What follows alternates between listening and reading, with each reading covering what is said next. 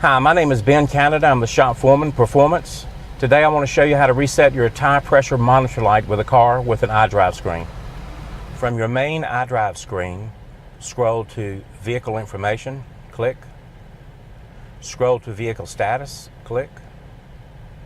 Here you'll have a couple of choices for tire pressure monitor. This indicates with a check mark that the system is active on this car. Should it be not active and you need to adjust the air pressures, adjust the air pressures. Go here to reset, click reset.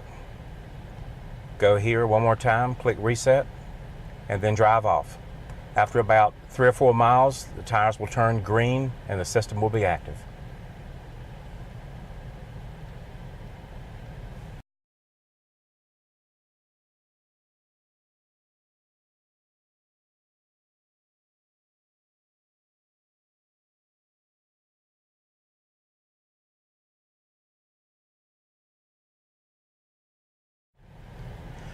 Now I'm going to show you how to check the oil on a car with an iDrive.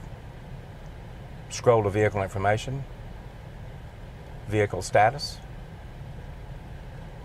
scroll to Engine Oil Level and click, and you'll see the green indicator, minimum and maximum. Anything between the maximum and minimum is good. That distance represents 1 quart of oil. It may take a few minutes for that to register.